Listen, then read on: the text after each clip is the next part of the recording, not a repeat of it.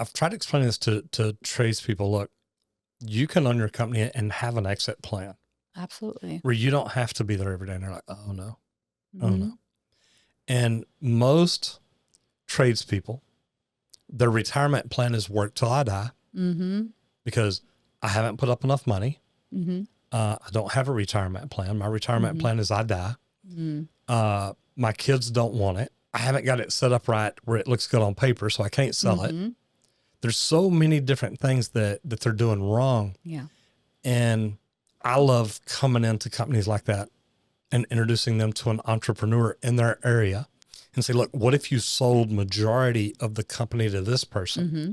Let them come in and invest in it. Absolutely. Set up SOPs, look at KPIs, Right. really make your job easier. Yeah. Because now all you got to do is be the technician or the manager or just the hiring person or the person that goes out and looks at things to make sure things are done right. This person may be an optometrist that runs a great business and makes good money. Right. Because they've established a business very well. Right. And they know what to do. You can still make your salary. You're going to split the profits. Yeah. There's going to be more profits. And now in 3 years, 4 years, 5 years, you're ready to walk away. Well, it's like, okay, we're going to hire somebody to run the guys to do the job you were doing. Yeah. The optometrist now is living on a beach in Costa Rica. That's right. Looking at the computer every day saying, man, we're making money. And you're sitting at home or you're next to him on the beach in Costa Rica. Right. Saying, yes, we are. Exactly. Another round of Mai Tais, please. but you can run a company from anywhere if you establish Exactly. SOPs and hire the right people. Tradesmen built America. Not policymakers or desk jockeys, but hardworking, blue-collared men and women. Join me, Roger Wakefield, on conversations with some of the nation's most successful skilled laborers. This is the Trade Talks.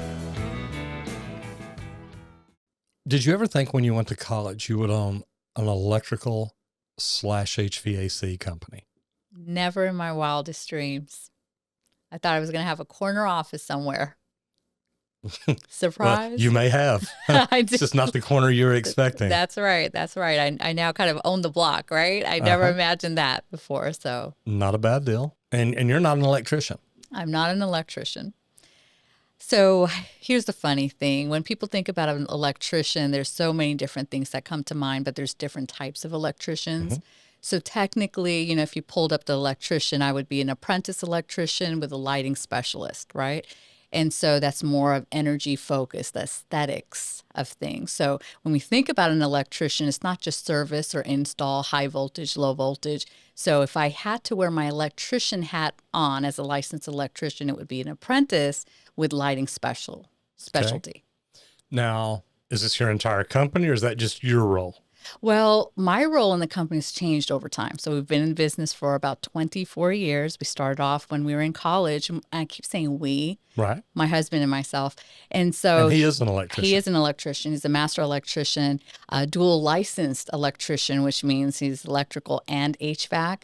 And so my role was to do everything except turn the wrench. Okay. But he took me on a drive along once and I had to help him and I had long nails. And that was about 20 years ago. And I've had to make sure that situation never happens again. So I have very short nails. But they look good. They look good. Exactly. But yeah, that scarred me for life. You don't do a lot of ride-alongs anymore, do you? You know, once in a while, I'll still do a lot ride-along. I just won't get into the attic. And I'll go off of the system of, I trust that you're going to go through the process. Because now we have documented processes. You bet. But back in the day, we didn't have that. So I would walk in either with my husband or the electrician, and it was my job to make sure the quality aspect of things. They put on their booties, they greeted the customer felt great about the service that we were providing. I'd shake their hand and all of that great stuff. And I would also monitor how long they would stay on the phone and multitask. And so there's a lot of things that happen. So a ride-along as a business owner was really to make sure that our technicians, when they arrive, they weren't distracted. Right? Because electrical, I mean, that's some serious business over here. We got to be 100% focused into what we do. And so that's how I kind of started off of understanding what was going on in the field. But in my business, it was all about the back office operations. How can I support the technicians so they can be the best technicians possible? So lightening up their load. And that was something where I took it really personally. I wanted to make sure our technicians were fully equipped and they had everything that they needed, and the customers felt like they made the best decision contacting our company because we were there to solve a problem. So where's y'all service area?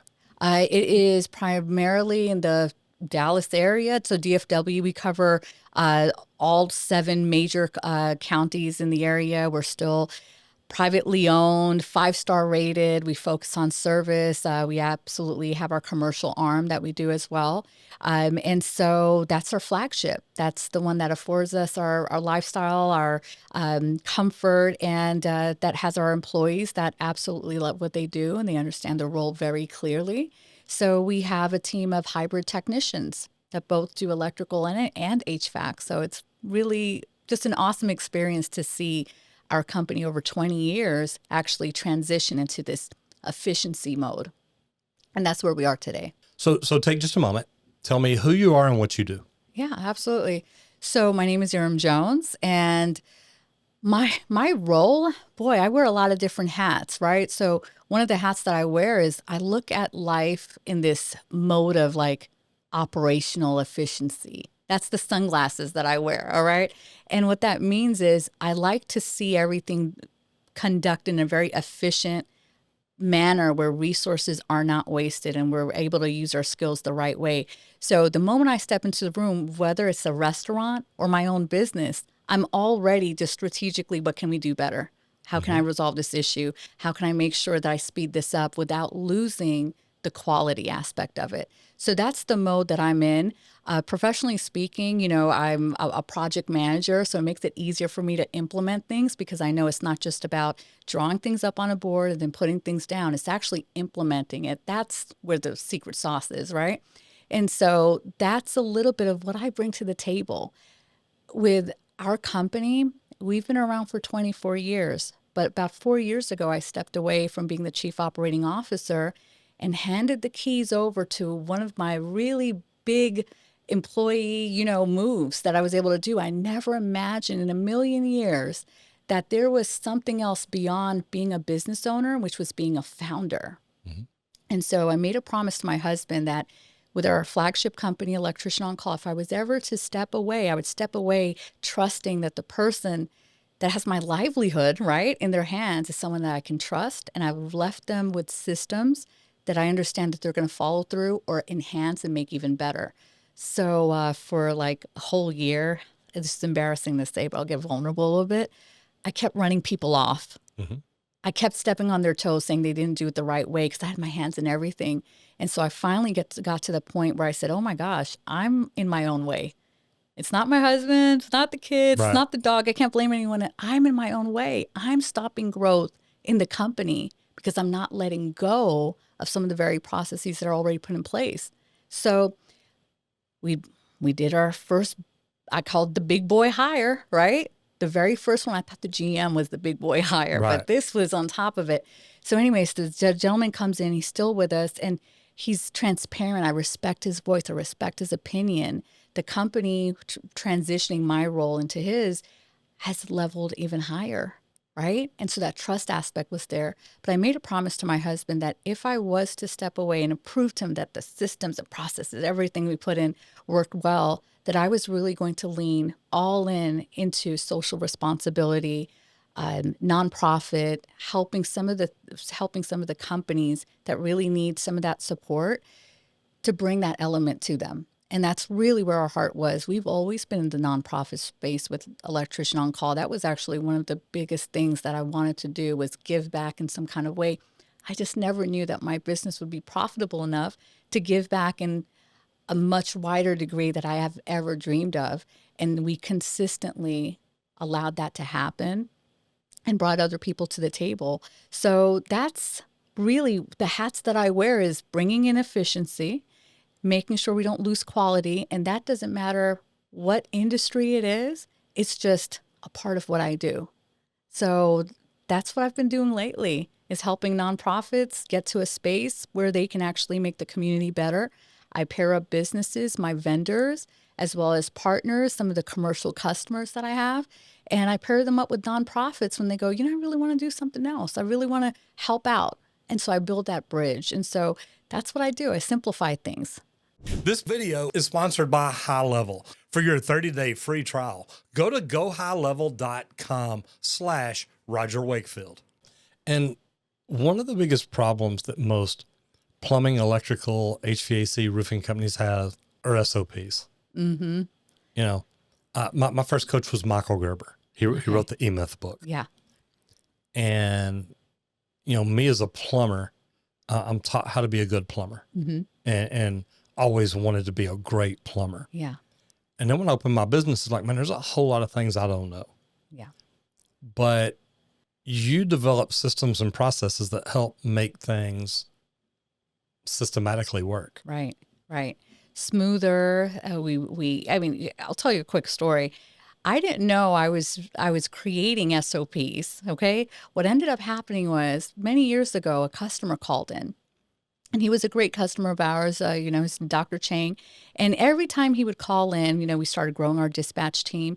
Every single dispatcher was answering the call the same exact way. The invoices were sent out the same way, the same time frame and all of that. So one day he calls in and he goes, I want to speak to the owner.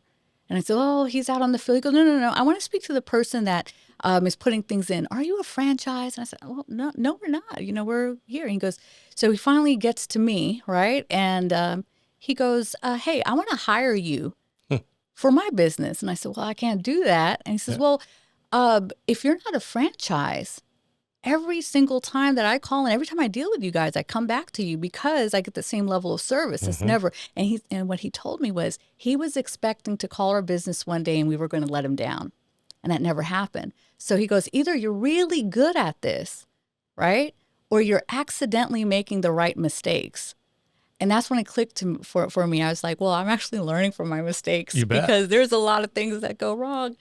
And so with that, I started realizing that more and more customers were thinking that we were much more bigger than we actually were. They thought that we just came in with a template. But what we were doing was we were being very actionable. Every single day, Roger, we were reflecting, what can we do better? What can we stop doing? What are we doing that is half-baked? Why does everything need to be 100% completed? Can we have iterative SOPs in the process where if we make a 1-degree change, it actually has a lasting impact? So we started doing those pieces. And that's when it clicked. I was like, you know what? I'm doing this in corporate America. Why wouldn't I do this at my job? Why am I not transferring some of the things that I'm learning? So I had to convince the hubby. And he goes, oh, man, Irum, we're too small of a company. And I said, but babe, that's where we get it right. You bet. If we do it while we're small, when we get bigger, then it becomes just part of our process. So I started putting all of those different processes in place. And I'll tell you, there was backlash. Oh, yeah. Yeah, we had technicians that were like, listen, lady, you're not a tech. You can't. And I'm like, guys. Right. We can't do this way. It'll can't. Never work. What are you talking about? A meeting every single Tuesday at 7:30? You're crazy, lady. Right? But we started doing that. And over time, we started seeing the change. We started introducing the van audits. We started introducing the uniform audits. Our team started leveling up one year after another. And so I came back and I said, well, you guys still want to do it? Yeah, it's working good. Oh, okay, we'll do it, right? You got buy-in. Absolutely. So we had to prove things out. But, I love that you mentioned the book E-Myth, right? So I read that afterwards, right? And I'm like, oh, I totally, through trial and error, bumps, bruises, and scratches. But the other book that really helped kind of snap things back into motion for us was a book that talked about project management, the different phases of it. And so when I took that book, deconstructed it, took a look at all of these processes that were floating around, I had no idea that I was creating tons of SOPs.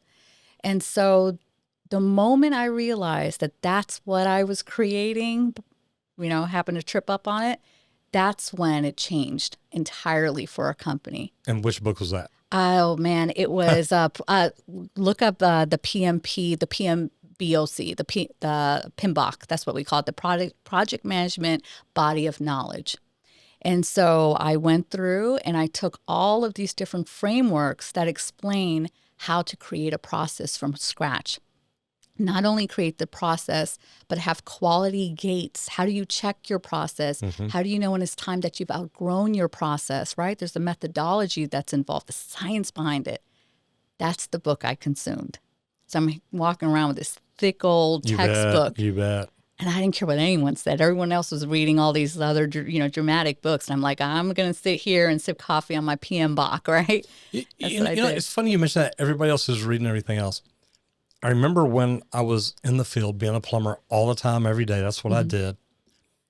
I was reading books like Stephen King, Tom Clancy, stuff like that. Yeah. And I went to a conference here in Dallas to hear a guy speak, and he was doing a book release. And they didn't let us all in as soon as we got there. So everybody's standing around out in the lobby. Yeah. And there were friends there of mine. And I asked one of their husbands, I said, look, has there ever been a book you've read that's changed your life? Has there ever been a book you've read that changed the way you did business? And he said, E-Myth, Michael Gerber. And I wrote it down or texted it to myself. I don't know what I did. And about 6 months later, I was headed to Austin, going down to meet my local state representative. Yeah. With one of the local chambers of commerce.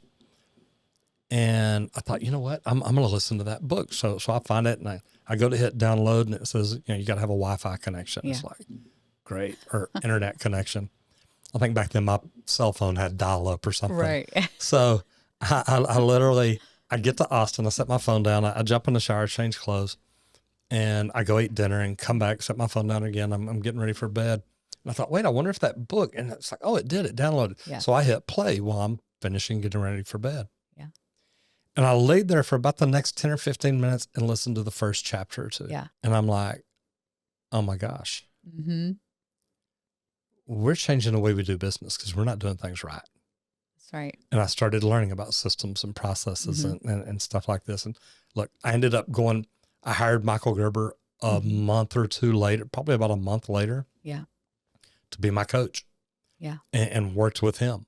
Yeah. And got on calls every other week. And it's funny because I tell people about coaching now and they're like, that's a lot of money. Yeah. It's like my first coach was $2,500 a month. Yeah. Couldn't afford it.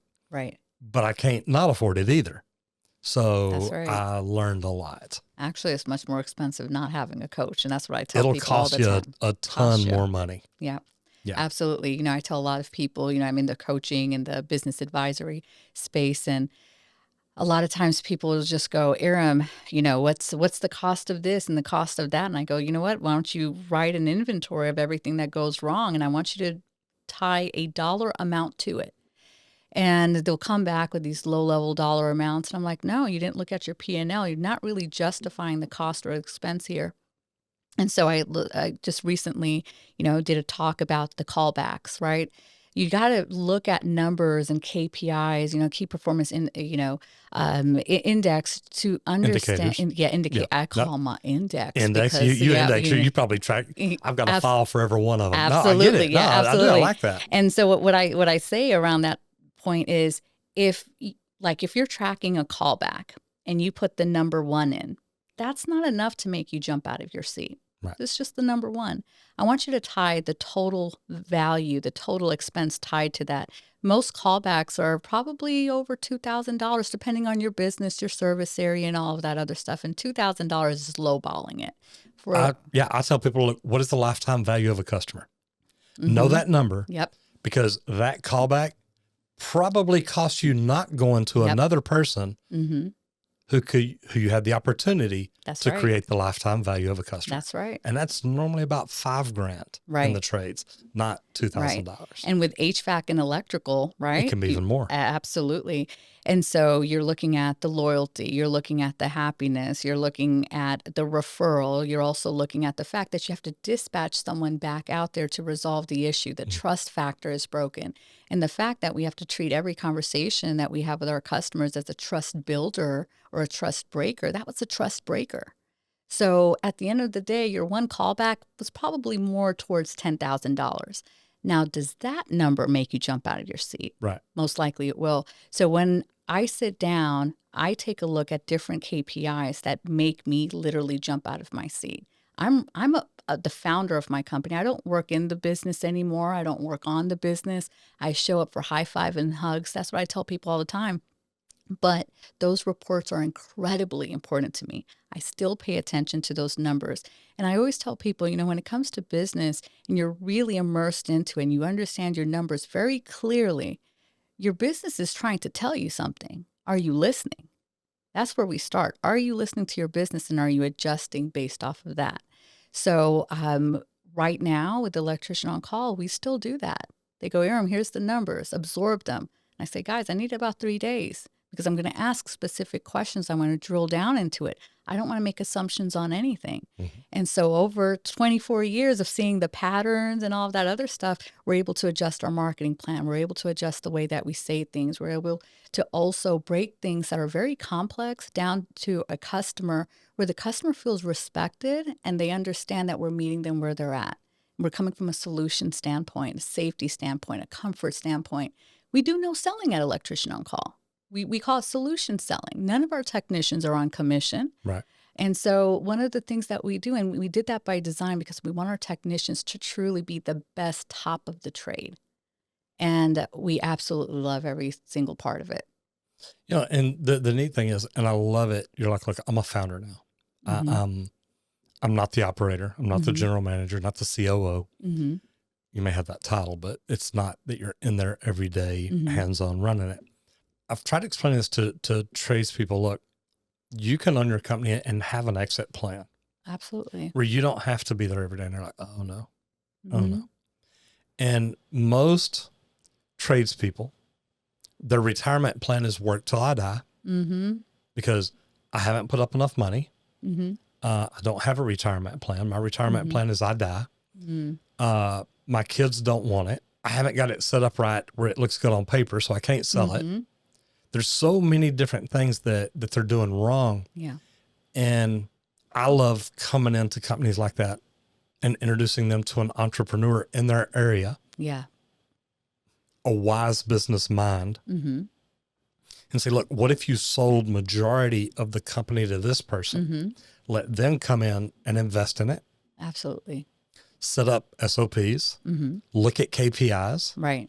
And really make your job easier. Yeah. Because now all you got to do is be the technician mm-hmm. or the manager or just the hiring person or the person that goes out and looks at things to make sure things are done right. This person may be an optometrist mm-hmm. that runs a great business and makes good money. Right. Because they've established a business very well. Right. And they know what to do. And they can come in and teach you, look, you can still make your salary. You're going to split the profits. Yeah. There's going to be more profits. And now in 3 years, 4 years, 5 years, you're ready to walk away. Well, it's like, okay, we're going to hire somebody to run the guys to do the job you were doing. Yeah. The optometrist now is living on a beach in Costa Rica. That's right. Looking at the computer every day saying, man, we're making money. Yeah. And you're sitting at home or you're next to him on the beach in Costa Rica. Right. Saying, right. Yes, we are. Exactly. Another round of my thighs, please. But you can run a company from anywhere if you establish exactly SOPs and hire the right people.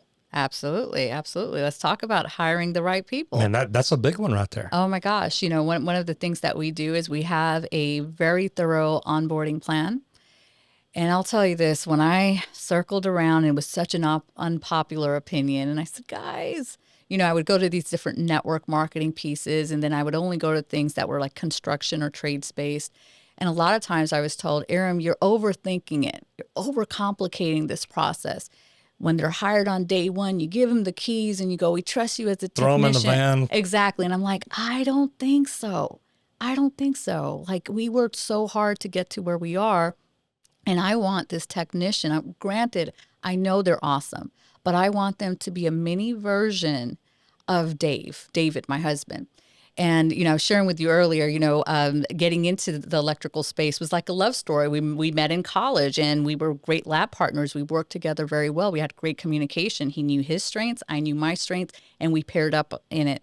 Okay, but wait, you skipped the part where you said, but But you're way too smart to be an electrician. You ought to do other things. I know, and that is. I had that conversation. I said, babe, you got some pretty teeth. Man, you're so easy on the eyes. Smile. Exactly. There you go. There you go. You're so smart.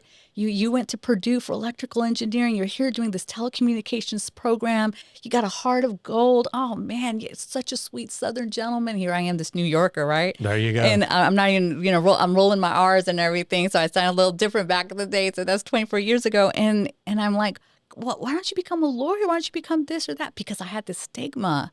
You bet.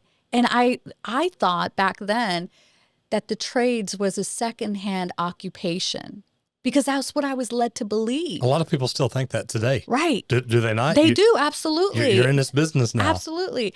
And so when he explained to me, he looked at me straight in my eyes, just as it was yesterday. He says, look, I love what I do. When I go to a customer's home, they have something broken and I know that I'm going to fix it. And I leave knowing that it's fixed and they're happy. And the type of problems I solve is when the lights are out or a flickering thing, or someone may have fell because there wasn't light in the stair step, and just small things that could have been prevented. Then I walk them through and I tell them what I'm doing, and that's what I like to do. And I said, well, you know what? The way he lit up, at that time I was going to college, working full time as well, and so was he. The passion that he had was more passion than my manager and the founder of the company that I was working for. I was like, no, this is different. You bet. And immediately, as he was kind of wrapping it up, and I'm going through this out-of-body experience, right? I'm like, I'm never going to ever tell this guy that he is not made or built to do what he's doing. You bet. Right? I literally was like, he's doing God's work over here, right? Everyone move out the way. Like, what he's doing is so freaking important. But because he's always busy, and yeah, he gets dirty at the end of the day, right? You can't show up to a party all freshed up. Believe it or not, we love that. I got to tell you, it's like, you know what? It's like when you come in like that, you're like, yeah, I put in the work. Yeah, exactly. So when I realized that it was just the fact that most people weren't able to articulate what the trades is about, I was like on a mission. And that's why I call it my love story, because I would never allow anyone to talk down or have a misrepresentation of what these important men and women that are actually turning the wrenches do. So what I've done over the years alongside my husband is really go on at this, I call it like a campaign. I want to make sure people understand that there's incredible opportunities in the trade. Mm-hmm. Our lifestyle, just what we're able to do, the flexibility, the freedom, and also being able to light up a situation, make someone's life a little bit easier on a daily basis. That's what my team does, right? And so what I do is I meet with schools, I meet with educators, I meet with women groups, I meet with just pods of people that don't understand what we actually do as an industry, not as a company. This is beyond my company. This is an industry. And we bring life into it. We let people know, look, we are the backbone of this country, of the world. Let's keep it real, right? I mean, we're the reason why people breathe a clean air, the reasons why people are able to drink water, the reason why people feel comfortable inside and outside, because of the infrastructure. That's us. Now, there's not enough people talking about all of this, but you know what? If I have to put on a pair of heels and a hard hat to make a point, so be it. Mm-hmm. Right? I used to have a boss that when she walked the job site, what are the women's shoes that have the red bottom on them? Yep. Can't think of the name of them, but that's what she wore. I'm like, you can't wear that on job sites. She said, yeah, I can. Yeah. Yeah. And that's the way she walked to job sites. And that's it's like, right. Okay, that's you. Yeah. And I had to put in the hard work because, as being a woman in the trades, a lot of times people would assume that my job was the receptionist, or my job was to change out the curtains, right? They didn't understand that I was fully immersed. I was the one putting the estimates together, pulling apart the inspection reports, providing feedback, circling back around with the techs, making sure that there was no item on the checklist that wasn't checked off. And I felt still at that point, this is many years ago, I still wasn't invited into the same spaces. I was overlooked in a couple of things. I mean, there was even a conference I was invited to. Now, my name is Irum, so you can't really tell whether it's a male or female, right? So I was invited to a conference, and through the whole time, they assumed that I was the assistant of Irum, right?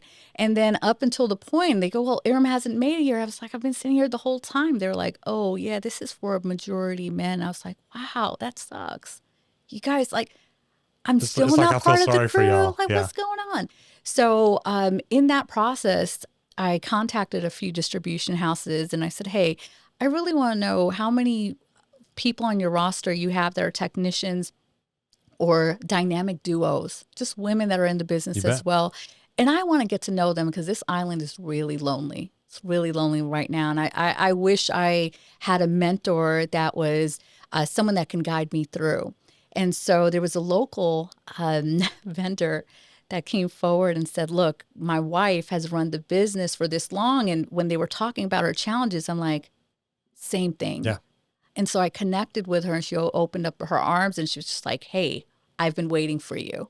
Mm-hmm. And so she challenged me to make sure that I lit up those spaces so other women can see that there's other women that are doing the exact same things and not to take things personally. You know, there's a book that every single person, when they are, you know, part of an electrician on call or any of the companies we own, they have to read. It's called the 4 Agreements. And one of the agreements is don't take anything personally. Mm-hmm. And the moment that I stopped taking things personally, my life completely changed. The business changed as well, because every time I felt like my idea was rejected, I would take it personally. I would literally deflate every single time. And sometimes I was showing up for my team as this person that was amping everyone up, telling them to go out there, do their best. And the very next thing, I'm just this deflated person with my room door closed and just like, leave me alone. There's all this trouble. Right. Dang it. This is the 5th estimate that someone told us no about, like the constant rejection. It was tough. You know what NO stands for, right? Next opportunity. That's right. And that's all it is. Exactly. You know, I had Brandon Jones, mm-hmm. same last name, mm-hmm. in here a week ago. Mm-hmm.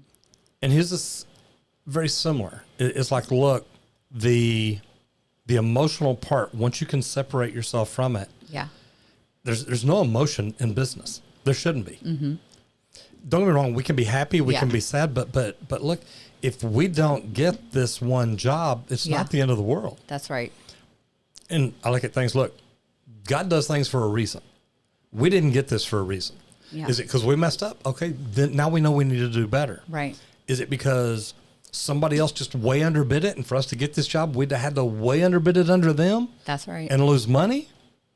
That's not a good thing. And one thing that I tell everybody starting out in business is, look, you don't want to be the cheapest guy in town. That's right. And when people call me and they're like, well, how much is it? Mm-hmm. I'll flat out ask them, are you looking for the cheapest price? They said, absolutely.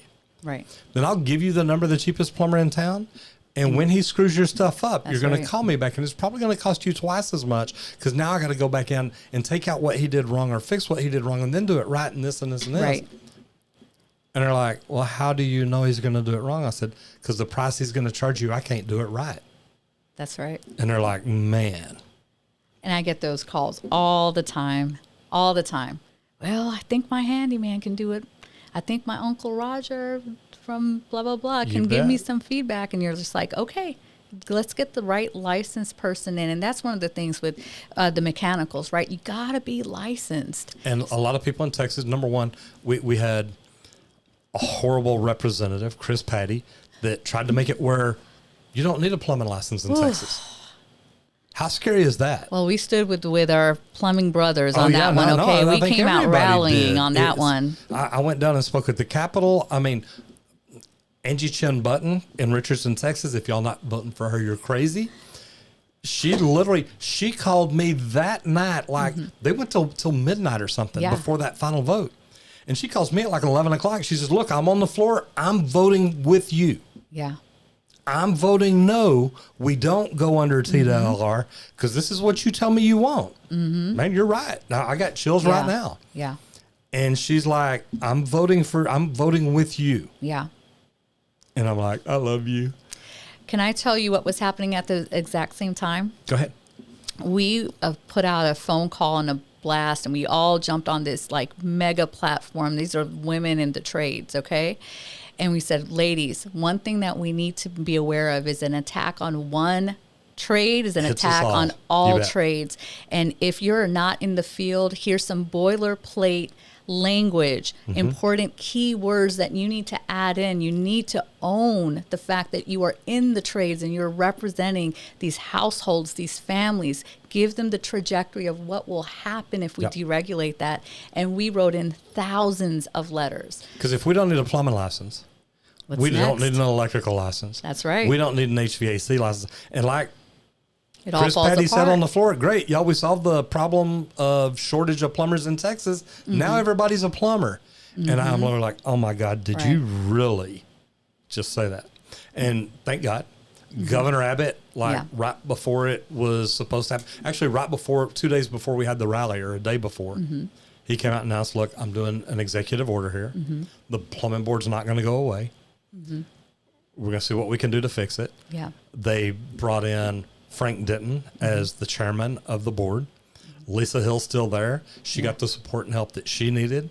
And I mean, man, it's good. Yeah. There's still problems. We've all got problems. Absolutely. The phones don't get answered. Tests can't get quick enough. Whatever it is.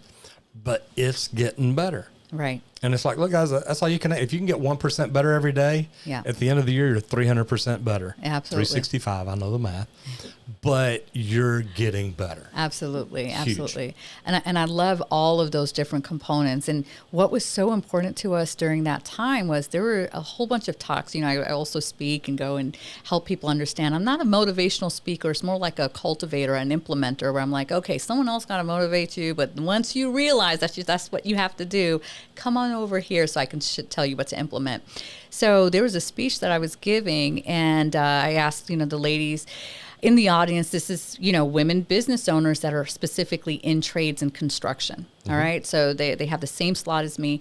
And so I asked them to raise their hands on how many of them understand that the end game is advocacy. That's really where it's at. It's the policy changes, right? So what are you doing with your power, your platform, with your employees to help them understand that we have to continue doing this at the highest level of quality? And there's just a few folks that raised their hand. I said, ladies, we got it all wrong. You bet. It's not about having the red bottoms. It's not about having the boats. Oh, it's nice to have all of those, but there's also another level of responsibility we have to do. It's called advocacy, and advocacy goes hand in hand with social responsibility. What are we doing to make the world a better place? Let's start with our employees first, back to the people. People start first. What are we doing for our employees to make sure we're giving them the right access, clear access, and we're motivating and pumping them in? We just can't say, go over here and get some refresher training, because we noticed on the KPI report, you've had a lot of callbacks. You've got to breathe life into that situation or they'll leave. Yeah, I love it. Number one, you've mentioned the word implementation. And people ask me all the time, why are you where you're at? I'm like, because I implemented. The day I learned about YouTube, I walked out like, oh my gosh. I mean, it's like somebody turned the lights on. It's like, y'all, I can see. Yeah. And I tell people now that implementation is their creative advantage. That's right. This is what's going to separate them from every other company out there, learning to implement. Because the conference I was at, there were about 6,000 people there. Yeah. Nobody went and did what I did. Nobody went and did it the way that I did it. And they come up to me and they're like, Roger, you're one of the greatest stories that ever walked out of this conference. Yeah. You walked in as a plumber. You walked out with an idea. You walked back in as a social media influencer that just owns your niche. That's right. And it's like, they're like, what's the one thing? It always goes back to implementation. Right. Y'all heard the same thing I did. It's all about implementation. Right.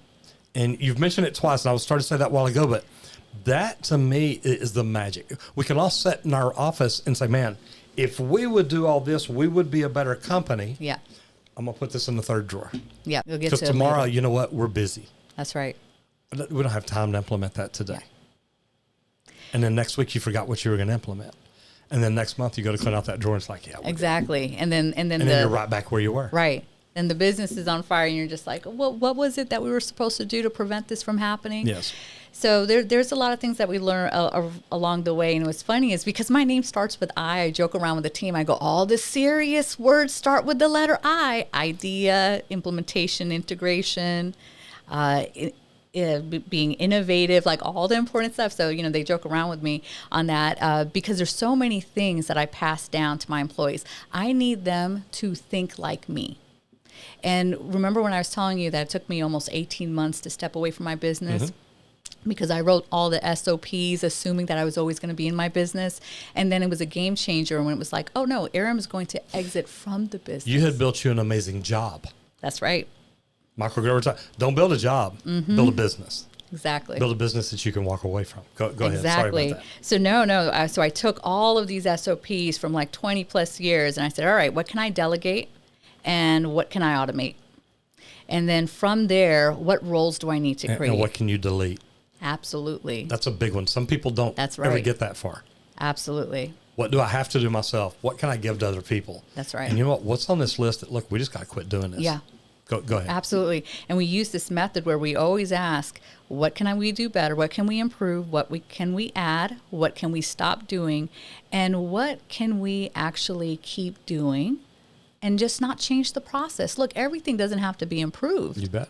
Right? And so using those processes, asking the same questions over and over again was just something that was very important to us. And so we ended up doing that. I think I was sharing with you that if someone tells me on my team, oh yeah, you know what, Irum, we're going to give it 100%. I go, that's all you got? 100%? Right. Because I'm looking for 300%. And so one of the very first things when someone is hired by any one of our companies is we implement the 300% rule. We tell them up front.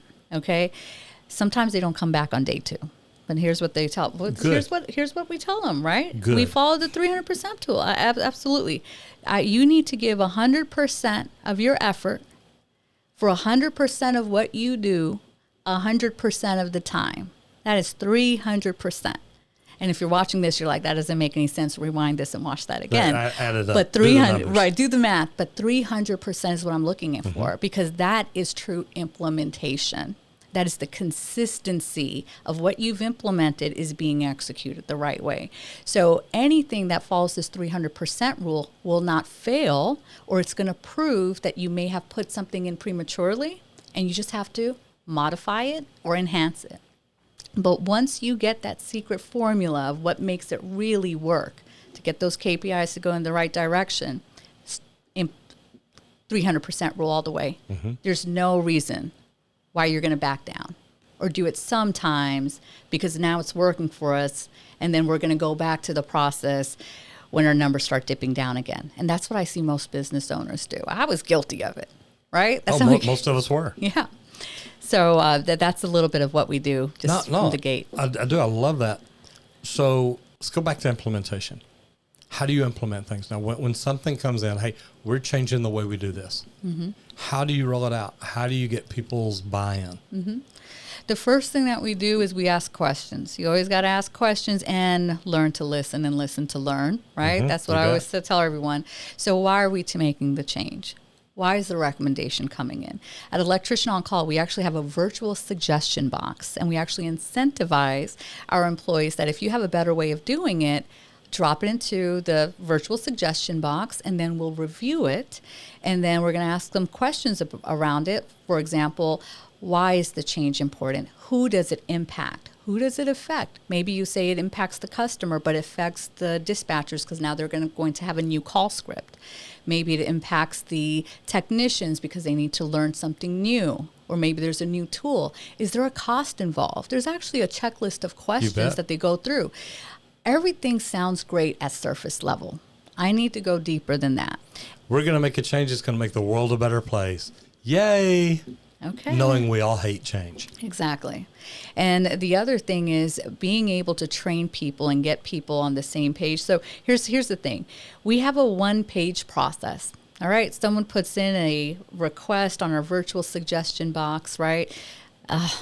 Like, for example, someone said, Irum, I can't believe we are now, because of budget cuts, you guys decided to use one-ply tissue in the bathroom. Okay. I'd have complained about that. Yeah, complained about I it. would have. Everyone would have, right? Yeah. And the office manager made that change, thought that she was improving the budget. You bet. I saved $3 a month. That's right. Uproar. Oh, right? Yeah. The office was at odds. Tables were going to be flipped over this situation, right? So then on a one-pager, she didn't follow the process. We have a one-pager called a project scope.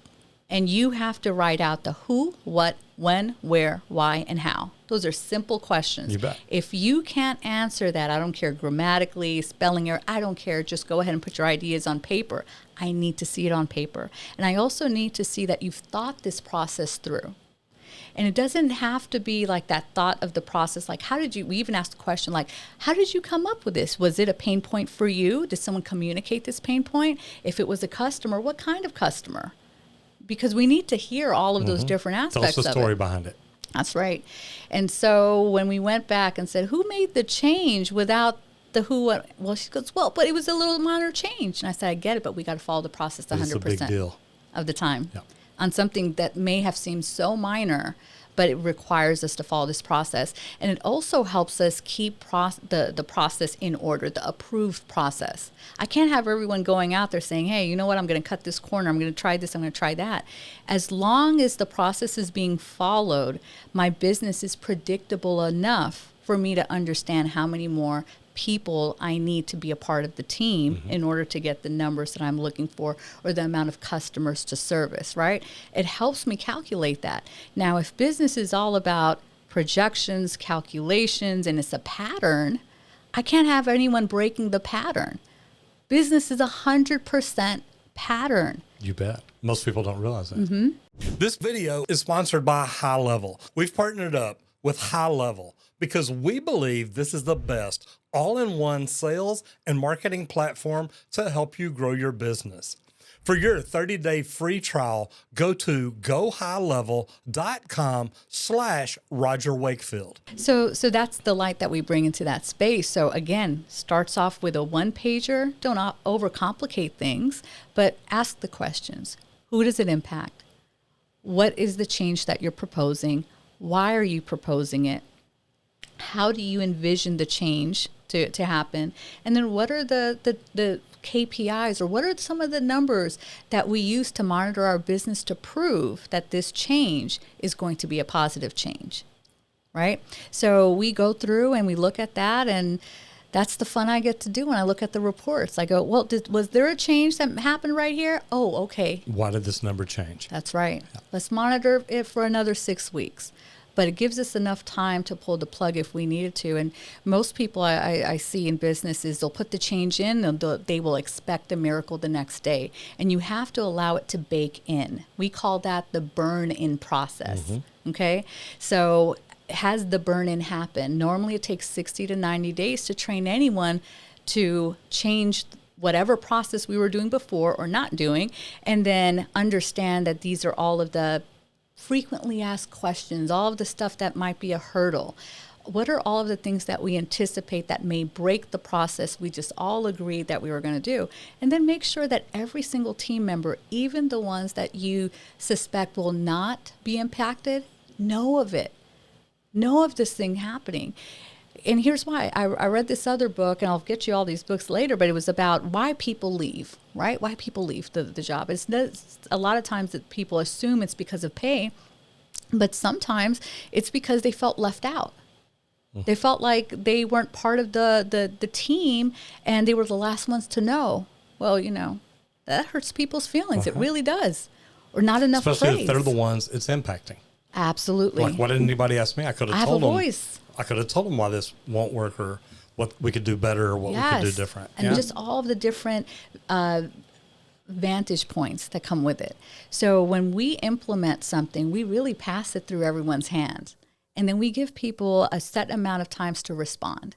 And we tell them, look, if we don't implement it, don't worry about it. Thanks for the feedback. And we file it away. I like that. Right? And because we use Google Forms, right? Everything's always there. You bet. Exactly. So you've got multiple businesses now. So what all businesses do you have? So the electrical and HVAC is our flagship here in Dallas. We also have property maintenance business, and that services over 60 cities nationally. We're getting ready to expand more to the Caribbean, and it's been a wild ride, and I never knew we were going to get into that space because we flocked with other 5-star businesses, and everyone was calling us, Irum, Dave, do you guys know of it? And we had a friend come over, and she said, I'm in property maintenance. I can't believe that I call you for referrals. You need to be in property maintenance. That's what I love about being with other business owners that are transparent and can see that you're halfway somewhere. Right. And I double down in that space. And it's been incredible. So in that space, we're in Houston, Austin, and Dallas, and specifically helping the team grow. We also have a marketing company that markets for our businesses. And then we also have a network platform called Dallas Professional Women. And really what that does is it brings women business owners as well as companies that service to women, and it's educationally based. So I serve as also a SCORE mentor backed by the SBA, which means that there's a bunch of different cool toolkits that I have. And if I have a resource, I want to share it with everyone else. So that's exactly what I do. So that learning pod is a place where business owners can level up. I mean, honestly, I feel like I created it for the Irum 20 years ago because I wish I would have had a resource like that. Boy, and that's the truth. So that's exactly what it's turned out to be. And in that, we refer business to one another. So it's networking, leveling up, and actually implementing like the tactical, practical, but also knowing the strategic pieces. Like if someone would have told me 20 years ago, Irum, it just doesn't end with you being an owner. Then there's a founder. Then there's a chairwoman. Then there's a, I would have prepared for that because I had to rewrite my process. And it took almost 18 months.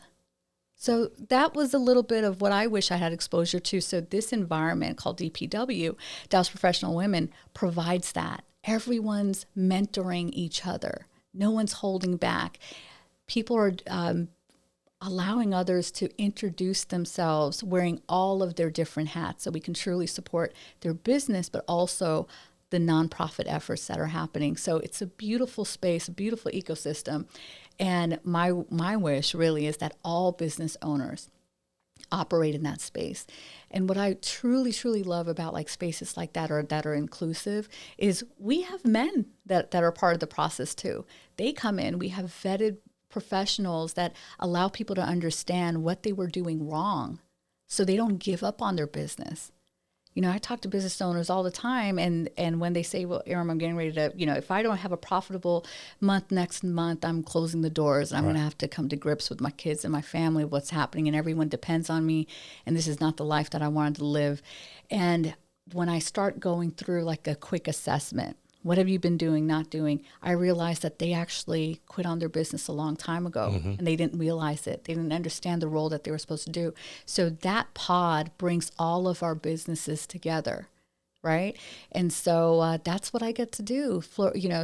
Stay in that space. We created a program called Sparks 360, which is an educational component that is a workshop. We go into underserved neighborhoods. We go into high impact groups, everything from nonprofits to service leagues for children, and we introduce them to the incredible opportunities that the trades have to offer.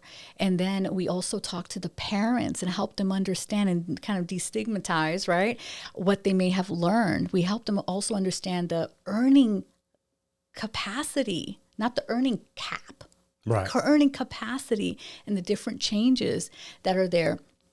Kids walk out and I always ask them, okay, who wants to be an electrician? They're like all raising their hands. And the parents are like, are you hiring? Right. Can I start right now? Exactly. So we demystify certain things. And so, it's my job to really communicate clearly to people, to help people understand and give people a chance to understand that the roles that we have are very important. No matter what the role is, all roles are important, right, and have significance. So that's what we bring in all of the spaces, from electrician on call all the way to Dallas Professional Women, to our marketing company, to demystifying things through our property management company. So that's what we bring to the table. And if there's any deficiency, right, let's say if I find an absolute wonderful plumber, right, but they've outpaced themselves, they're not able to fulfill the calls that we're sending over to them, I just don't leave that alone. I nudge them and go, hey, buddy, I think it's time for growth. Absolutely. And a lot of times we don't have people in our circle that are transparent about that. Oh, they're just running a bad business. Oh, they can never do this. No. Let's say something that can help improve someone else's situation. So, it's maybe transparency is where we're at with it. So, how do you keep your phone ringing? Well, here's the thing. I don't have to wait for my phone to ring to know that we're busy. So I believe in strategic partnerships. I believe in winning the entire block of business. And that starts with presenting your business, helping people understand how your business is different. So a lot of times I'm called to different organizations to teach, Chamber of Commerce's, to teach their members how to actually go out there and tell the story about their business. And so with Electrician on Call, for example, how do I keep the flagship business ringing, right? It's a big one. Well, first of all, with a name like Electrician on Call, everyone's always calling Makes sense, us. which is beautiful. Exactly. Yeah. And in our logo, we also have like heating, cooling, and everything. We make it very transparent of what we do and what we don't do. We have a very clear capability statement that you're familiar with, in commercial space. Absolutely. Where it says, well, here's what we do, here's what we don't do, here's what our capacity is, here's the type of jobs that we can be awarded that we're going to knock out the park. And that has been a game changer for us because we were able to land some incredible deals, $1 million deals overnight. Of course, it took us like 6 months to work the deal. You know what I'm saying? But when it came in, right, exactly. But it was so fulfilling because we were able to get into contact with the right folks. We understood the gatekeepers in the process, and we understood that they didn't have enough information. See, I can't approach another company and say, hey, we do HVAC. Well, what the heck is HVAC? The person that's sitting there needs to understand it's the heating, the ventilation, the cooling. So we break things down into a way that anyone outside of the industry that may not be familiar with our terminology understands truly what we do. We also show up in a lot of spaces where it's women groups or a special type of demographic where they understand the need specifically in what we offer in that space. And so a lot of the talks that I do to our direct customers or platform relationships really is that. I'm showing up. I'm letting you know seasonally, you better get a tune-up going. From a seasonal standpoint, here's the changes. We're getting ready to get into flu season. Here's what the statistics tell us based off of this manufacturer. There's nothing that Electrician on Call does that isn't tied back to safety, security, comfort, and the fact that we're going to back everything up. Now, do y'all work around the clock? We do. We do. So we have technicians that are on-call electricians. We are very clear in defining what an emergency call is, right? Emergency call, house is burning down versus emergency call. It's just convenient for you guys to come after hours. And listen, we adapt to that because people work all around. Why would I tell my customers that are loyal to me that I'm not going to come to their home to hang up a chandelier after 7 p.m. when they just worked a long day? You bet. It works for them, it's going to work for us. And you know what? Those technicians that are on call, that's the second shift, right? If during the summer time, we have summer hours from 7 a.m. to 7 p.m. for our service members out there, and we call it service memberships. We educate them with this monthly newsletter where we let them know, here's what's happening around town. Here's what's going on over here. Hey, join us at the Mavericks, whatever, because we have a contest going on, So we offer a whole bunch of other different spaces to them where we're just not showing up always saying, hey, are you ready for service? No, that's not the way you approach your customers. Right? We're excited when our customers call us. Hey, we're going to install a chandelier. You know what the phone script is around something like that? What's that? Our girls are like, congratulations. We're so excited about your home improvement. Is it a special occasion that you got a chandelier? Oh, yep. Special Bought occasion. it for my wife for there you go. Anniversary number 3. Exactly. Yep. And what's crazy is, sometimes people, Roger, go, how can you train your competitors? And I go, well, I don't have competitors. I tell people that all the time, and it blows their mind. Like, what do you mean? Competitor? You're a plumber. Yeah. You compete against everybody. It's like, I don't compete against anybody. No. I compete against me. Right. The level of excellence there. And so we'll have other people come in and I'll train their dispatch team. And I'll go, okay, ring, ring, ring, here we go. And I do a lot of situational training. That's what I'm known for. So they'll go in and they'll go, yeah, well, here's the call script. Yeah, thanks you for calling XYZ. This is the next one. And well, they just told you their house has no electricity. Right. Where's your empathy? Yeah. Oh, I can do that? Yes, you can absolutely do that. Ma'am, I'm so sorry to hear that you're there with a newborn baby. And they're crying and you're talking like, hey, maybe we can get there day after tomorrow. Yeah. It's like, Let me find a coupon. Do you not hear that there's an emergency here? That's right. Yes. So we bring the human element into it. We hire people that are happy. We hire people that are happy. We give people a chance where we know that they might be in a bad situation as well. So one of the mottos that we have between my husband and myself and our team is there's no such thing as a bad person, just a bad situation. And that's the lens that we look at life on. And we've been able to have some incredible people come in that have so much brokenness. And let's just be real here. Oh, we're all broken. Right? Exactly. And so these folks come in and they're looking for stability. They're looking for life-changing pieces. Sometimes we may be the only stable thing in their life. Mm-hmm. And we have to own up to that, right? So, and I always tell my husband, I said, I didn't know we were going to be in ministry, but we are. Yeah. We absolutely People are looking for somebody to believe in them. That's right. That's the biggest thing right there. That's right. And I will tell you, we've seen so much growth. We've seen technicians come in and said, look, I can't get up in the morning. I got a problem that's keeping me up at night, and I just can't do it. And we literally have a bookshelf, for example, at the office in the break room that has all these motivational books, not entrepreneurial books. Those are the books that I keep in my office, right? I get it. But the motivational books, right? Like Grant Cardone's 10X, right? For example, that was a book when he was in the automotive industry. We were actually in the same space together when I was in automotive as well. And that book was life-changing because of the practical concepts. So we had Zig Ziglar books there, just all of these things that were high energy, high level, that were books that can help people understand that you're not stuck. You're not permanently stuck. Right. We got you. We got your back, right? During the HVAC season, you know what we do? We write thank you letters to the wives. I know how it feels. Thank you for letting us have your husband for the whole summer. That's right. Sorry. He looks the same. He's healthy. He's eating good. He's with us. He'll get back to you He's soon. hydrated. Yes. Exactly. Thank you. We're taking good care of him. That's right. I love that. Because we understand. I've been in all of those shoes, and as a woman being in the trades, having this space and watching where my 20-year-old daughter, I remember I was crying one day on the bathroom floor literally, and I was like, Mom, I was on the phone with my mom and I said, Mom, I didn't know my life was going to be like this. My husband's gone all day. We're not making any money. We're barely whatever, and I feel like a single mom, but I'm married. And my husband's out there saving the world, and that's what makes him happy. But I didn't sign up for a life like this. Yep. Why didn't anyone tell me? And you know what my mom told me? What's that? She told me, she said, listen, the world is never going to feel sorry for you. You're not a widow.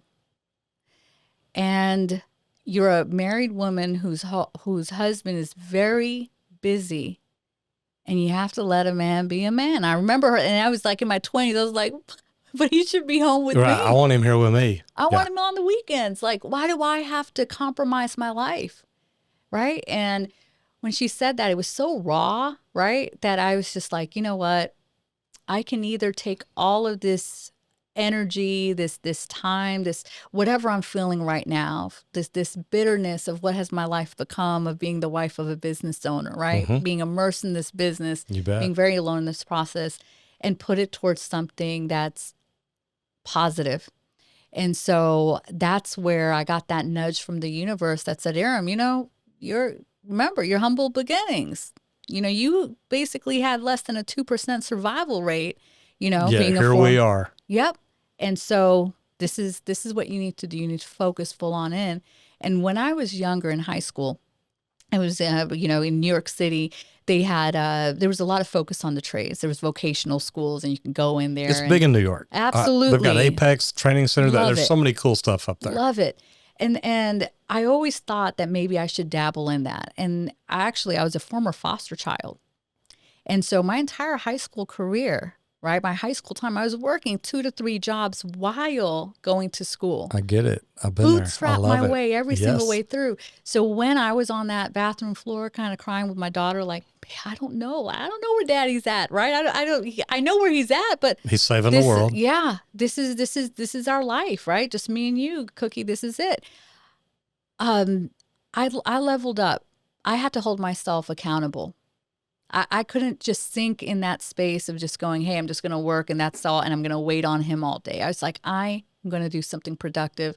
And so I started creating like pitches for him, like, hey, babe, so while you're out, Zara and I are going to go and feed these children over here. There you go. I just want to let you know that we're safe, but this is what we're doing with our time. Right. And I never compromised my daughter or my relationship with my kids. I said, you know what? You're going to watch what we do, because this is just, we are blessed enough to have this flexibility Absolutely. to be able to do this. And fast forward, we got the Rasheed Jones Foundation. We have grants. We award $15,000 grants to people entering into this space, their stories, and just being able to give back. And I see a piece of so many different people in that, where they go, you know what, this is the first time I've ever gotten a chance. Thanks for not judging me. You've given me a chance. And I'm like, that's what it's all about. Saving lives. That's my KPI, right? There Forget you go. those business Right. KPIs. Those are there. But my KPIs in life is saving lives, That's a right? good thing. That's where it's at. Anybody that wanted to get in touch with you to learn more about business growth, becoming an electrician, going to work for you, whatever, Yeah. how do they get in touch with you? The best platform to get in touch is through DallasProfessionalWomen.com. There's tons of resources there. We have a 12-month program, whether you're wanting to come into an entrepreneurial space or if you want to directly learn more about the trades, and then our wide network of different companies that we pair up with. That's the right space. Let them know that you saw this episode, you want more information, tell us specifically maybe the challenge you have, and my team will direct you in the right spot. Cool. So a couple other things. Tell me about the best day you've ever had at work. Oh, the best day. There's so many. One that stands out is we had an elderly woman call in. She was on a fixed income, and she wasn't able to afford, the panel box changes and all of this. And she came back to her home. And this was like in North Dallas. So if you're in the Dallas area, just calling from North Dallas over here. You get it. There may be an attitude attached to it. Yes. No, and here's the thing. Not with her? No. She was as sweet as can be. But North Dallas, the houses there are just a little bit older, You right? bet. And so she's sitting on this property that she's had for many generations. There's a lot of character tied into it. It's a historic home. So there's challenges in working in some of those spaces.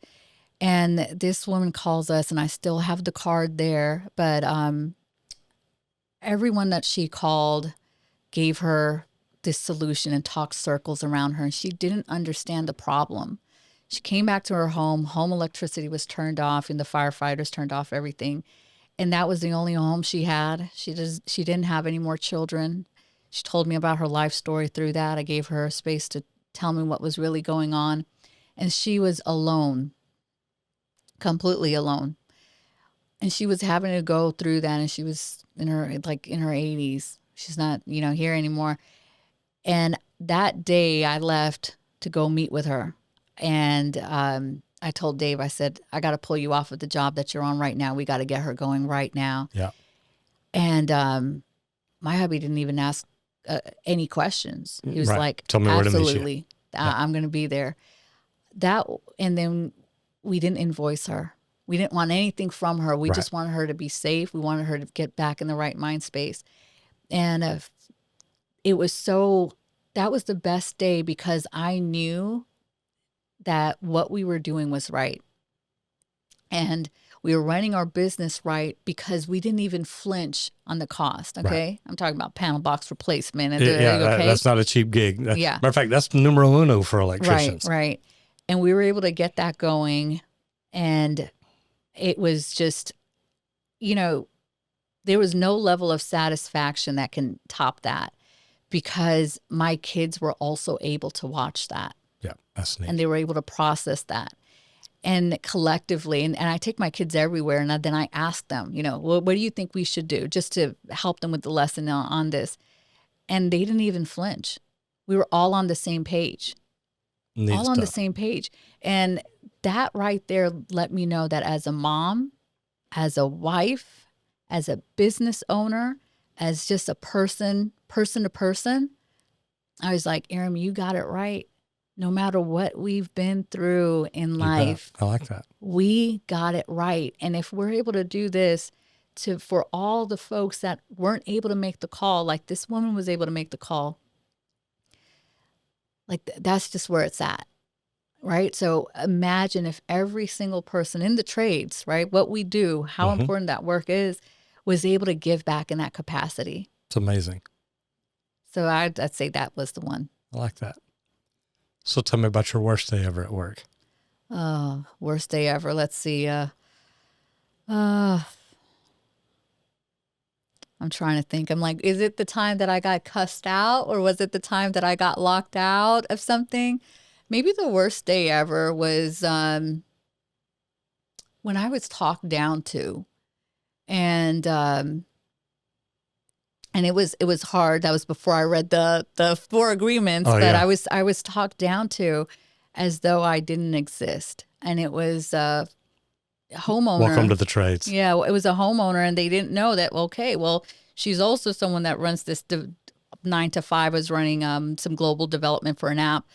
And so I had a 6-figure salary over there, right? I was in management over there, right? And I happened to pick up the phone because my girls were on lunch. And this person on the other end was so condescending to me. It broke me. I literally was like, I don't even exist as a person to them. They're treating me worse than a street dog. And they were okay with that. Oh, yeah. And that was when I went back and I asked my girls, you get calls like this often? Yeah. And I was like, that ain't gonna happen no more. Right. We're not saying the right things. I don't cry often, right? But I think that customer made me cry, right? I think that it broke me to a point where I was like, oh man, is this what the world thinks of me? And I just live in my happy bubble. Is that really the perception of us? I love my husband. I never want anyone else to think of him in the way that they said what they said to me, but they thought that was okay. I never want to show up in my life like that. Well, that was all the afterthoughts, but that was probably the hardest thing because I took it personally. I felt like they just made a hole into everything I worked so hard for without even knowing me well enough to understand where we were a part of. It's a game changer. Yeah, yeah. Or when I get told, and this was earlier on, that's when the really bad days were earlier on, when they're like, oh, are you just the wife? And I'm like, when did I become just the wife? Oh, I just need the electrician, right? And you're like, no, well, that's minimizing someone that's put in 80,000 hours towards being there. So that's that hard part. And I think that's what also fuels making sure there's clear communication what we do. And I believe you've got a podcast too, don't you? So our podcast is Lady Pro, and it is for women in the trade. So it's Lady Pro Live and Lady Pro Lounge, where we get together and we talk about self-management, self-care, and everything in between. I like that. Irum, this has been wonderful. Thank you so much for having me, Roger.